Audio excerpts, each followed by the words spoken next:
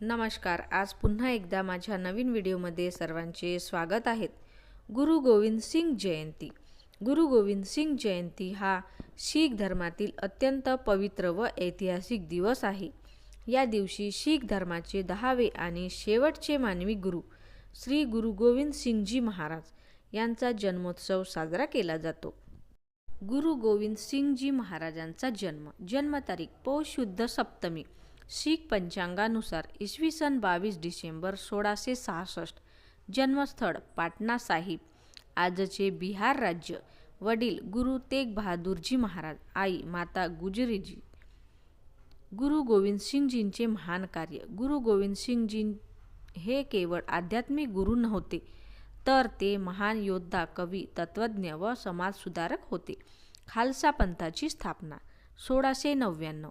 बैसाखीच्या दिवशी आनंदपूर साहिब येथे वाहेगुरुजी का खालसा वाहेगुरुजी की फतेह हा मंत्र दिला.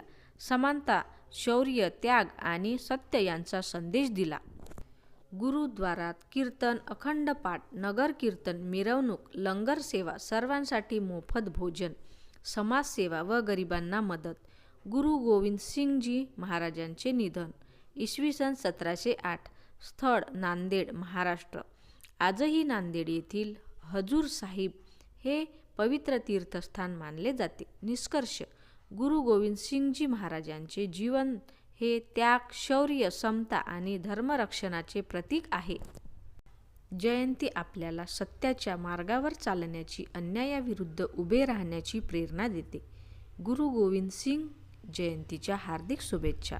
वाहेगुरुजी का खालसा वाहेगुरुजी की फतेह. तर माझा व्हिडिओ तुम्हाला कसा वाटला ते कमेंटमध्ये नक्की सांगा. माझ्या व्हिडिओला लाईक करा, माझ्या चॅनलला सबस्क्राईब करा. धन्यवाद.